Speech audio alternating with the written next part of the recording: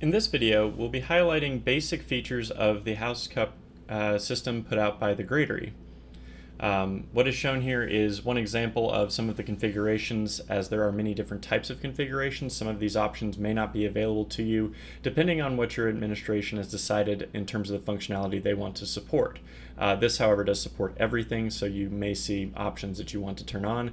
If so, let us know.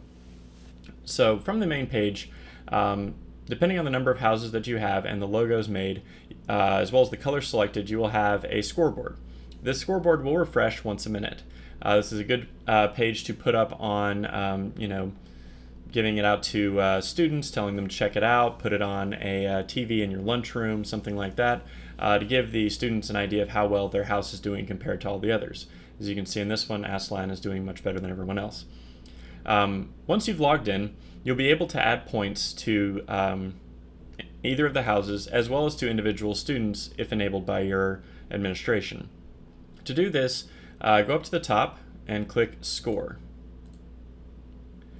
From here, there are two primary ways in which to enter points. One is to use a pre-selected list of activities that have been put in by your administrator that already have the point count figured out of how many points it costs, and all you have to do is select the activity and then track it to a student if you're going to be doing that. The other option is to do something custom where you would enter your own title, the number of points, what the student is, so on and so forth. So for this one, we'll go ahead and use a pre-selected activity first, selecting to pick up the trash.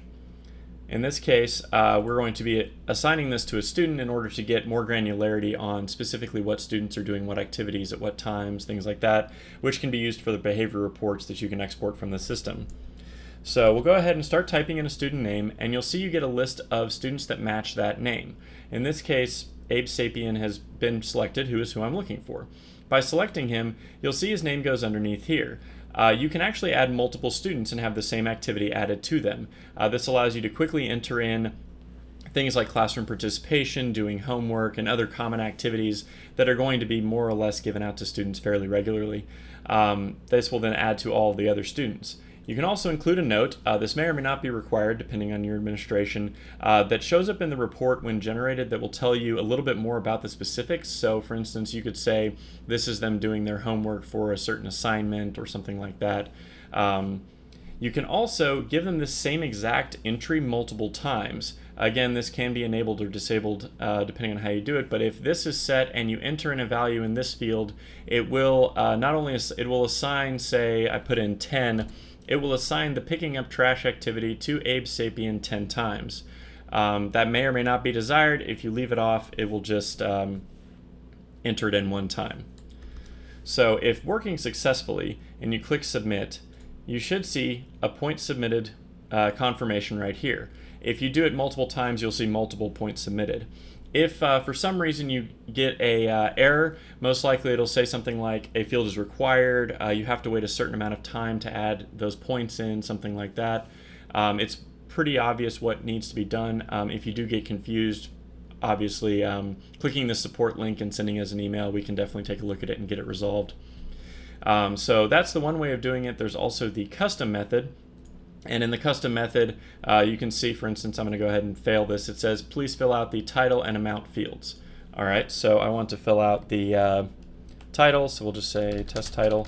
And the points, we'll go ahead and make that, minus 100 points. So the first thing it'll say is I have to wait more minutes before adding more points. Since I haven't added any points recently, this means that I've probably hit the rate limit, which means that you can't add above a certain number of points for any one task, and you can't add too many in a given amount of time.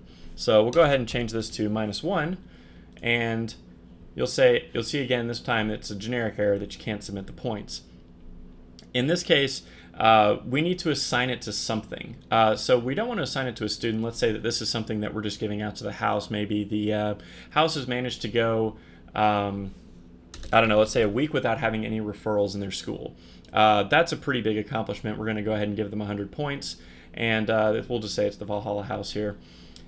In this case, it assigns it but doesn't assign it to a specific student. This changes the point totals on the first page that I showed you, but does not actually assign it to any student. In this case, it doesn't show up in any behavior reports. You can just see that it's been given to the house. So in this case, we'll go ahead and assign it, and it's assigned just to them and not to a specific student.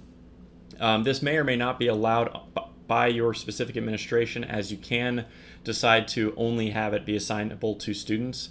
Again, you should know, hopefully within the first week or two, what the configuration settings are. For instance, if you don't see any of this and you don't see a student section or a notes section or this point section, for instance, those have been disabled by your settings. So I know that is a little bit complex. That won't really change too much, so this should be something that you get into a habit of doing within the first week or two of using the system. And again, if you have any questions, click on the support link, shoot us an email. We react pretty quickly to support tickets when they're put in, and either can give you guidance or help you fix a problem with basic administration of the system. So that should be it. And let us know if you have any suggestions or feedback. Thank you.